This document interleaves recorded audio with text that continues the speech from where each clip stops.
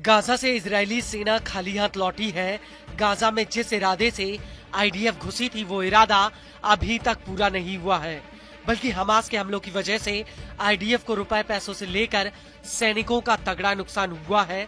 उल्टा अब युद्ध विराम समझौते की वजह से आईडीएफ को दुगनी कीमत चुकानी पड़ रही है। इजराइल के 100 से कम बंधकों की रिहाई के बदले नेतन्याहू को 1000 से ज्यादा फिलिस्तीनी कैदियों को रिहा करना पड़ रहा है। दरअसल गाजा के भीतर जब आईडीएफ ने हमला किया था तो उस वक्त गाजा के तमाम छोटे बड़े प्रतिरोधी समूह एक साथ आईडीएफ के खिलाफ मैदान में उतर आए थे। इसमें प्रमुख रूप से हमास की सैन्य शाखा अल कासिम ब्रिगेड्स और फिलिस्तीनी इस्लामिक जिहाद की सैन्य शाखा अल कुद्स ब्रिगेड्स थे। इन दोनों ने ही मिलकर आईडीएफ को कभी न भरने वाले जख्म दिए हैं और अब अल कुद्स ब्रिगेड्स ने इजराइल को लेकर एक बहुत बड़ा बयान दिया है। दरअसल अल कुद्स ब्रिगेड्स के प्रवक्ता अबू हमजा का कहना है कि 7 अक्टूबर 2023 को अल अक्सा फ्लड ऑपरेशन अभी तक का अरब इजरायली विवाद में सबसे बड़ा और सफलतम अभियान था। अबू हमजा का कहना है कि यह हमला अंतर्राष्ट्रीय कानूनों के तहत शुरू हुआ था और हमारे लड़ाके ऐतिहासिक रूप से हमारे कब्जे वाले इलाके में घुस गए थे।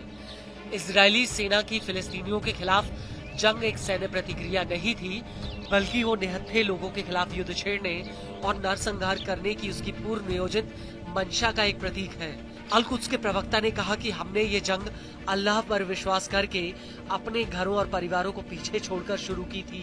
हमें ये पता था कि हमारे ऊपर फिलिस्तीनियों का उत्तरदायित्व है और हमें इसकी गंभीरता का ज्ञान था और इससे जागरूक होकर ही हमने इस लड़ाई को शुरू किया था।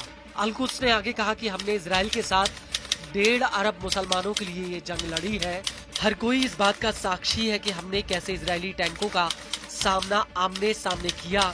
हमने हमारी जमीन पर अपने वैध अधिकार को दिखाया है। गाजा में पहले टैंक के घुसने की शुरुआत से ही हमारे लड़ाके मैदान में थे। वो सुरंगों और सैन्य पोजीशन से इजरायली फौज की घुसपैठ को नाकाम कर रहे थे। आपको बता दें कि अल कुद्स ब्रिगेड्स ने अपने इसी बयान में आगे कहा कि युद्ध विराम के आखिरी पल तक हमारे लड़ाके मैदान में डटे रहे, जो उनकी वर्षों की तैयारी और तत्परता को दिखाता है।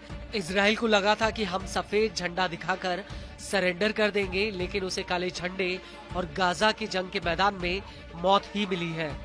अबू हमजा का कहना है कि इजरायली सेना गाजा में प्रतिरोध का सफाया करने और बंधकों को छुड़ाने या फिर अपने किसी भी लक्ष्य को पूरा करने में नाकामयाब रही है। उसने गाजा के भीतर सिर्फ विनाश और तबाही के लक्ष्य को ही हासिल किया है।